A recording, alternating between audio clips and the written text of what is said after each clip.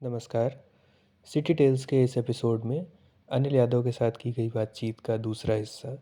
इस हिस्से में शहरों की बातचीत है जिसमें इलाहाबाद, बनारस और थोड़ा लखनऊ शामिल है। आइए सुनते हैं। अनिल, आप बहुत सारे शहरों में रहे हैं। अब उन शहरों को याद करते हैं तो वो कैसे याद आते हैं? इलाहाबाद कैसे याद आता है? लखनऊ कैसे याद आता है? बनारस, आगरा, दिल्ली भी, ये सब कैसे हैं आपके उसमें मेमोरी कुछ में? नहीं, ये सब मुझे एक औसत फिल्मों की तरह याद आते हैं कि जैसे एक बहुत औसत और कभी कभी घटिया फिल्म देखी और उसकी मेमोरी है, उसी तरह से याद आते हैं। मेरा जो पहला शहर था वो इलाहाबाद था। मतलब होश होश की स्थिति में जिसको मैंने देखा चौथी क्लास के बाद। कोई दरअसल पूरा शहर नहीं देख पाता, वो इसके बहुत एक छोटे से हिस्से को देखता है, जहाँ उसका लेना देना होता है, जहाँ उसका जीवन होता है, उसी हिस्से को देख पाता है। तो मैंने इलाहाबाद के जिस हिस्से को देखा वो एकदम एक आधुनिक देहात, यूरोपियन देहात जैसा हिस्सा था। Military dairy farm. तो वो मेरे लिए वही शहर था। अब शहर में कौन घुड़सवारी करता, लेकिन हम घुड़सवारी कर सकते थे वहाँ पे, क्योंकि घोड़े पाले जाते थे। सही से कह सुन के घुड़सवारी कर सकते थे।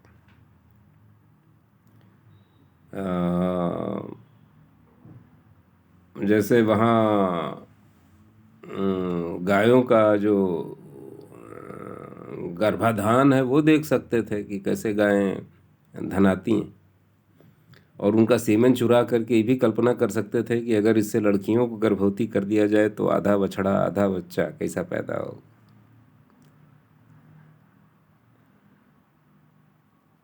अब जैसे पता चला कि कोई गोल्फ कोर्स में खेल रहा है, तो उसकी जो गोल्फ की जो बॉल है वो लेके भाग निकले, उसके बाद खेल का नाश होना समझ सकते थे। उसके अलावा थोड़ा बहुत जंगल, अंदर नदी, अंदर नाला, ये सब, यही हमारा शहर था, यही इलाहाबाद था। तो इलाहाबाद कुछ और था। कुछ लोगों के लिए इलाहाबाद सिविल लाइंस होगा, उसका कॉफ़ी हाउस होगा। कुछ लोगों के लिए इलाहाबाद संगम होगा, मल्लाहों की बस्ती होगी। तो सबका इलाहाबाद अलग अलग था। तो मेरा पहला शहर तो इलाहाबाद था, और जिसकी जो याद है वो ऐसे ऐसे ऐसी जगह के रूप में याद है कि जो जीवन में अपने गांव में नहीं जी सकता था, वो गांव जैसा ही जीवन मुझे इलाहाबाद में जीने को मिला। फिर उसके बाद दूसरा शहर बनारस है, जो पढ़ाई के लिए आना पड़ा, तो यूपी कॉलेज, तो वो है।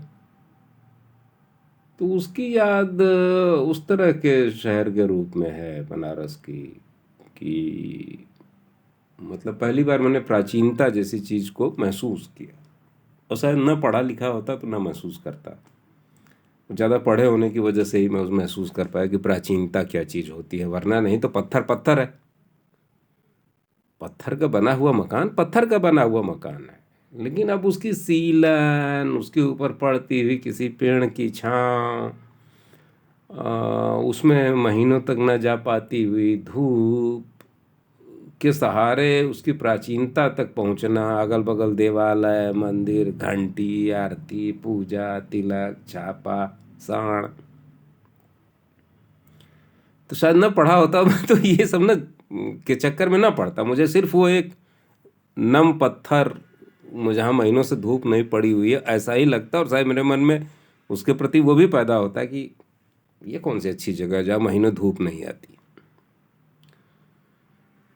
तो इस तरह से बनारस मेरे भीतर दर्ज हुआ। लेकिन बनारस जो दर्ज है मेरे ऊपर भीतर, वो और भी कई रूपों में दर्ज है। जैसे बनारस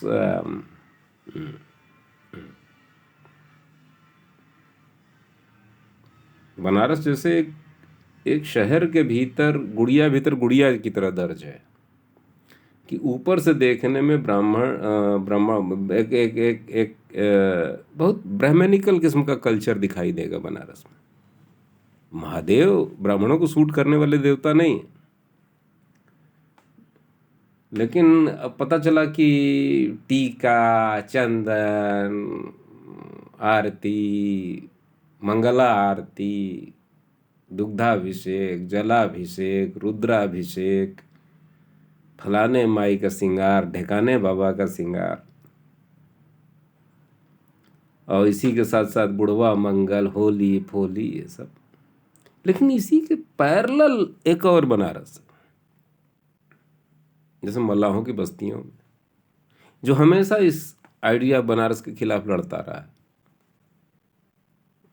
मछली खाने वाला, शराब पीने वाला,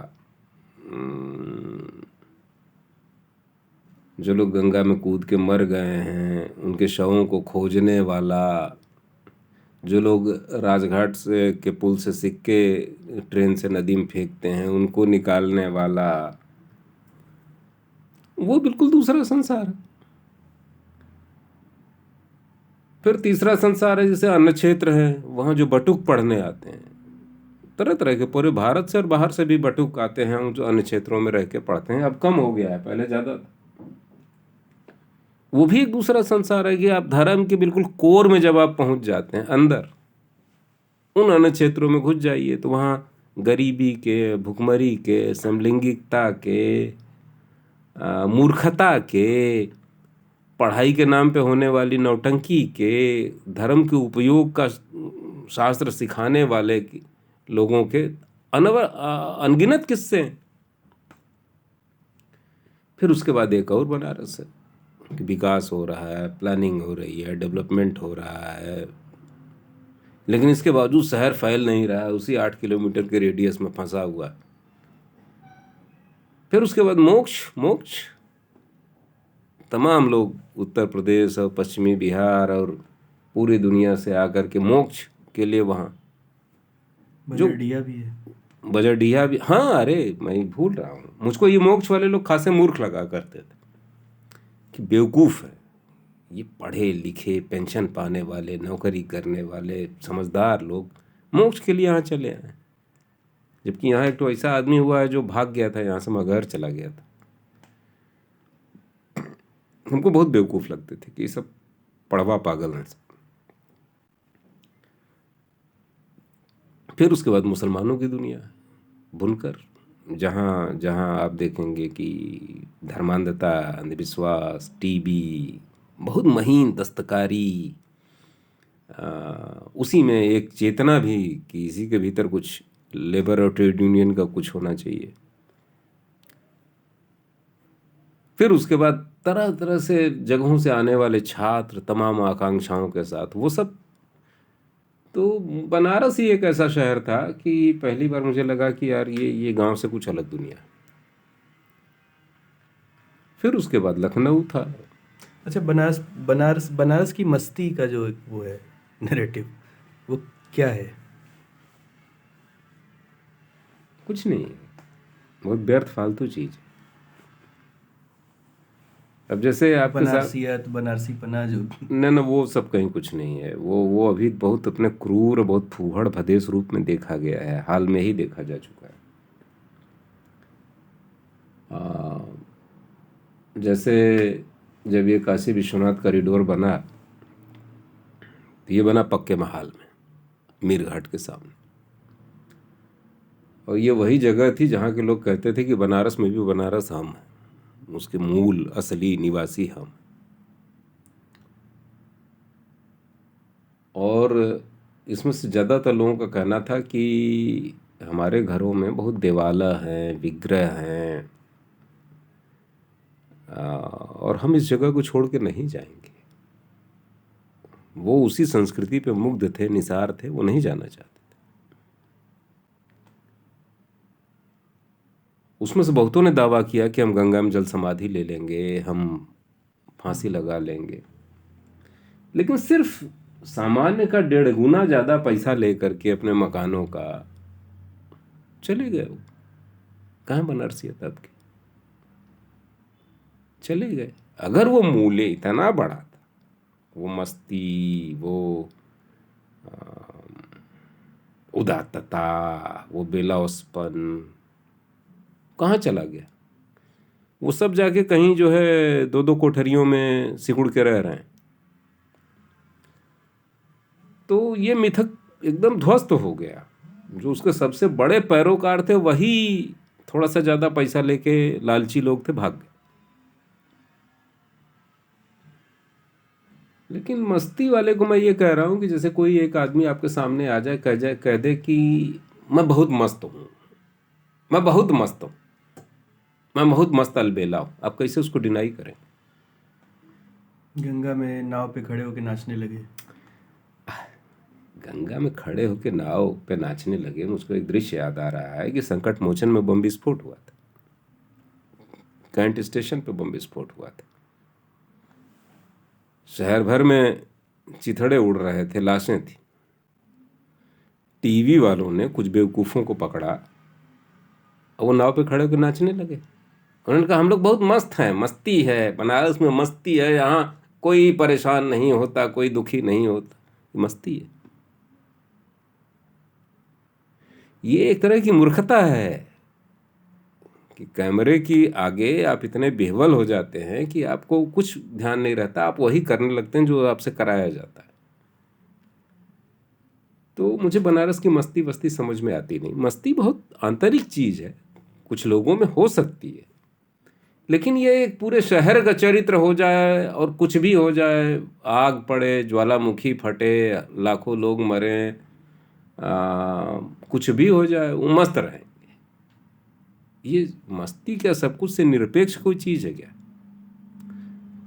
तो ये जो एक पाखंड है, मस्ती के नाम पे पाखंड है, और मुझको लगता है कि यही पाखंड जो है आज के बनारस की विशेषता, यही विशेषता। सिर्फ बनारस क्यों, इलाहाबाद?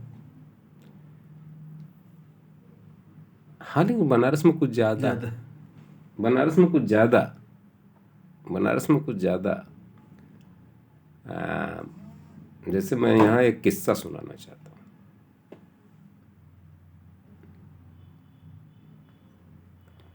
किस्सा ये है कि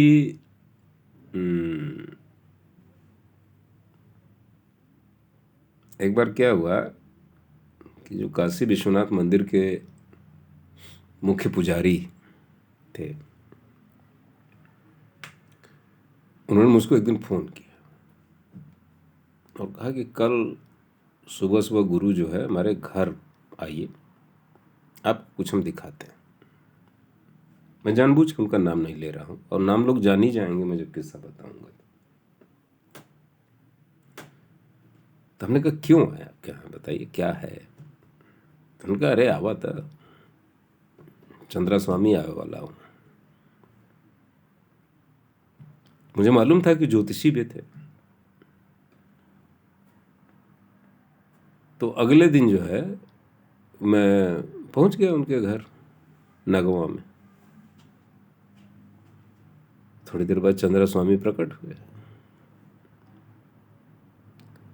अब चंद्रा स्वामी के बहुत बुरे दिन चल रहे थे, नरसिम्हा राव की सरकार थी, बहुत खराब दिन चल रहे थे, या उसके बाद का समय था।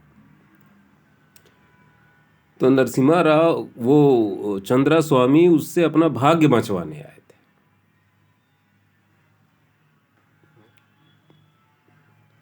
या ये भी कह सकते हैं कि नरसिम्हा राव, अरे वो बार बार मैं जैसे नरसिम्हा राव ही चंद्रा स्वामी हो, मैं उसको वो कर रहा हूँ कि चंद्रा स्वामी हो सकता है कि किसी और पर्पज़ के लिए आया रहा हो, लेकिन उन्होंने उसको इस तरह से पोर्ट्रे किया कि जैसे वो अपना भाग्य दिखवाने के लिए, कुंडली दिखवाने के लिए आया था, और ताकि उनका जो ज्योतिष वाला धंधा है, उनका प्रोफाइल है, वो मजबूत हो और चमके।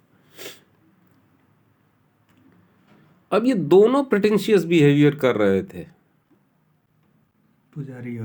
पुजारी भी, काशी विश्वनाथ मंदिर के मुख्य पुजारी भी, और चंद्रा स्वामी भी।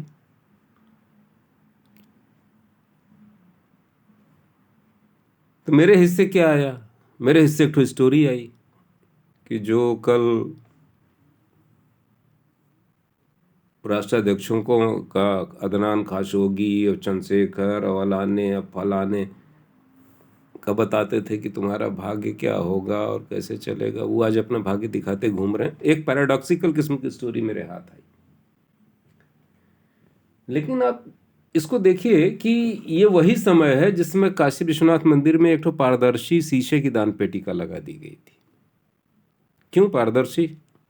क्योंकि जो पुरानी दान पेटिका थी उसमें से पुजारी लोग क्या करते थे कि साइकिल की तीली में गोंद लगा करके घुमाते थे और नोट निकाल लेते थे चिपका के। ये वाली धोखाधड़ी न होने पाए, उसमें कोई तीली न चलाने पाए, वहाँ पारदर्शी दान पेटिका लगा दी गई थी। एक को अपना ज्योतिषी का कैरियर बनाना था, एक जो है हर तरफ से ख़त्म हो चुका था, उसको किसी तरह से रिलेवेंस चाहिए थी। अब अगर हम इसको काशी की महानता का किस्सा बता दें कि वहाँ बड़े बड़े अवघाड़ तांत्रिक भी अपना भाग्य बचवाने आते हैं, तो भी बेमानी। अगर हम ये बता दें कि वहाँ के काशी विश्वनाथ मंदिर के पुजारी इतने बड़े त्रिकालदर्शी हैं कि वो इतने इस तरह के लोगों का भाग्य बाँचते हैं, तो फिर वो दान पेटिका किसके लिए लगी थी कि जिसमें तीली घुमा के पैसा निकाल लिया जाता था? या फिर हम काशी मंदिर का महात्म बता दें कि यहाँ मोक्ष की प्राप्ति होती है, तो वो जो दान पेटिका में पड़े हुए पैसे को निकाल लेते हैं, उनको मोक्ष मिलेगा या नरक मिलेगा या क्या मिलेगा, उनका क्या होगा? तो ये एक तरह का नरेशन है, व्याख्या सत्ता है कि आप जैसा व्याख्या करते हैं, ज़्यादातर लोग कुछ नहीं जानते मान लेते। तो बनारस ऐसा ही शहर था जिसकी व्याख्या मन ही मन में अभी तक कर रहा हूँ, सोच रहा हूँ कि क्या था क्या नहीं था, लेकिन हाँ ऐसा ही था। लखनऊ, लखनऊ तो बहुत रिच है आपके लिए। मेरे लिए क्यों रिच है? रिच होगा तो सबके लिए रिच होगा। नहीं, आपका लखनऊ से लगाव भी बहुत है और लखनऊ में बहुत कुछ आपने किया भी है, लखनऊ पे बहुत लिखा भी है आपने। बनारस से ज़्यादा लखनऊ पे लिखा है। हाँ, तो ज़्यादा समय मैं लखनऊ में रहा हूँ तो होगा क्या, सिगरेट थी कहाँ गया। लखनऊ एक बहुत बड़ी राहत की तरह था, क्योंकि मैं जिस समय लखनऊ पहुँचा वो आज का लखनऊ थोड़े था, वो 93 का लखनऊ था। अभी लखनऊ में ट्रैफिक जाम नहीं लगता था। उसकी कुल आबादी 12-13 लाख थी और हजरतगंज जैसे व्यस्त बाज़ार में दुकानों के भीतर दुकानदार एक और स्टूल या कुर्सी, 2-3 स्टूल या कुर्सियाँ रखते थे ताकि उनके दोस्त वहाँ बैठ सकें, वो गप मार सकें। अभी भी बूढ़ी बूढ़ी तवाइफें पुराने लखनऊ में थीं, तो हम लोग कौतुक देखने जाते थे कि उनको ले जाके एक माला देते थे और वो ऐसे घुमा के ऐसे फेंकती थी कि सीधे आके गले में पड़ती थी, तो उनको हम लोग कुछ पैसा दे के लौट आते थे।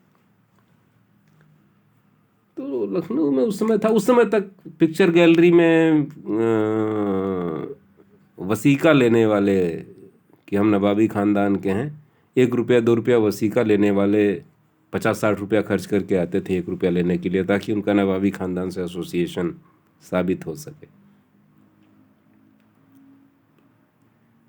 तो लखनऊ मुझे इसलिए अच्छा लगता था कि बड़ा स्पेस था, बहुत स्पेस था, और दूसरा अपने मिजाज में एक आधुनिक जैसा शहर था। वो कोई मुस्लिम कट्टरपंथियों का गढ़ जैसा अभी भी नहीं है वो, लेकिन जैसा लोग सोचते हैं कि वहाँ नवाबी थी और मुसलमान थे तो वो सब कट्टरपंथी होंगे, ऐसा कुछ नहीं था। बहुत ही खुला हुआ शहर था, तो इसलिए मुझे पसंद था। और मेरे देखते ही देखते लखनऊ हर दिशा में बहुत फैला, दोगुना तिगुना फैला और बहुत कंजर्वेटिव हुआ। हिंदू मुस्लिम डिवीज़न वहाँ पैदा हुआ और कह सकते हैं कि बिल्कुल पावर सेंट्रिक शहर हो गया, एकदम पावर सेंट्रिक शहर हो गया, मतलब बिल्कुल सरकारी शहर हो गया। पहले नहीं था ना, पहले बिल्कुल। लखनऊ के बहुत सारे इलाके थे शहर के भीतर ही जहाँ सरकार फरकार की पहुँच नहीं थी, गांव थे छोटे छोटे, जैसे जुगौली, मलोसे मऊ, गड़रियन गपुरवा, जुग्गौर, बहुत सारे थे। गोमती नगर के भीतर बहुत सारे गांव थे। जिया मऊ कुख्यात गांव जिया मऊ। मलिहाबाद का तो कहना ही क्या, वो तो एकदम ही धुर देहात समझा जाता था, जो अब लगभग शहर मान लिया गया है। काकोरी, नबीपना, तो तब से अब बहुत बदल गया है लखनऊ। लेकिन हाँ, शुरू में आके अच्छा लगा था। बनारस जैसे देहात से लखनऊ आना अच्छा था। अच्छा, मैं ये पूछना चाहता हूँ कि जिन शहरों में आप रहे, उन शहरों के आदमी क्या आपको एक ही तरह लगते हैं अब, या उनमें कोई अंतर था? जैसे लखनऊ का आदमी अलग था, बनारस का आदमी अलग था, गाजीपुर का, इलाहाबाद का अलग था। छोटे छोटे वक्फों के लिए जहाँ आप गए, आगरा का आदमी अलग था क्या, या अब लगता है कि वो मूलतः एक ही थे? नहीं, सब अलग अलग थे, लेकिन सब एक ही जैसे हो गए। हाँ। उसका कारण ये है, मुझे जो लगता है कि पिछले 100 साल में, इसी 100 साल में 1947 भी है, जब देश को आज़ादी मिलती है, और भारत छोड़ो आंदोलन भी है, और अंग्रेजी राज भी है, सामंतवाद भी है। समय बहुत धीरे चला, ट्रांजिशंस बहुत धीमे धीमे हुए, लोग बहुत धीरे धीरे बदले। लेकिन 90 के बाद सब बहुत तेजी से बदला। जो कुछ पिछले 1000 साल में नहीं बदला था, वो पिछले 30 साल में बदल गया, रोलर कोस्टर की तरह एकदम। मतलब आप ऐसे भी समझ सकते हैं कि जिस आदमी ने नगद पैसा देखा तक नहीं था, वो डिजिटल ट्रांजैक्शन करने लगा बिना पैसे को छुए। थोड़ा अतिशयोक्ति लग सकती है, लेकिन जिसको कभी साल 2 साल में पैसा छूने का मौका मिलता हो, वो डिजिटल इंटरेक्शन करने लगा। और इन परिवर्तनों को अभी डाइजेस्ट नहीं किया गया है, पचाया नहीं गया है, बस अपना लिया गया है, क्योंकि इनके बिना काम नहीं चल सकता।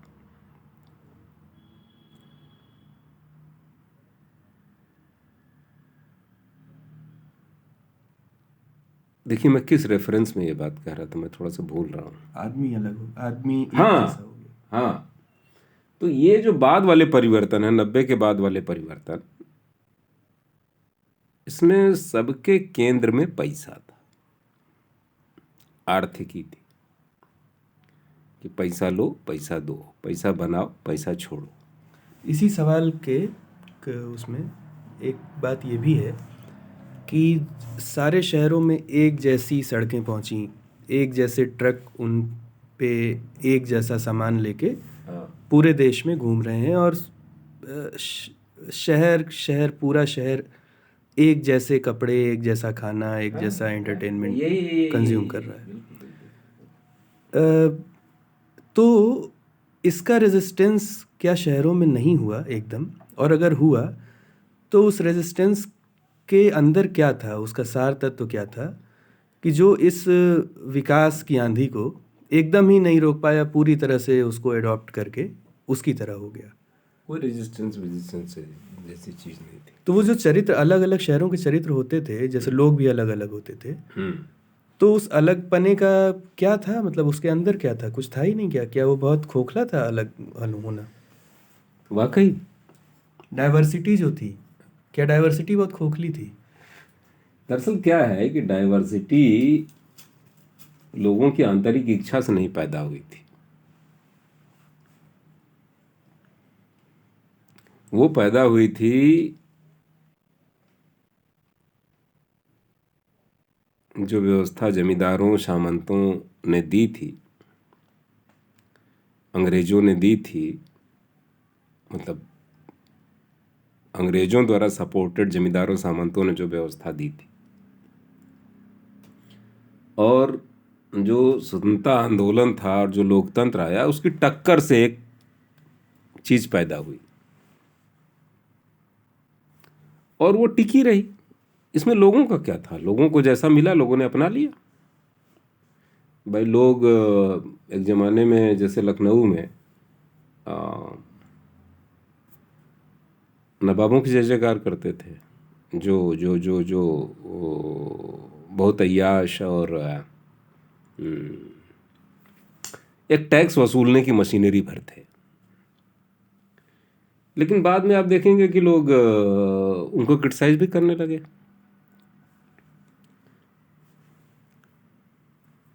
बहुत जमाने तक उन पे मुग्ध रहे, फिर उसके बाद उनकी आलोचना भी करने लगे। तो इसमें लोगों का क्या रोल है?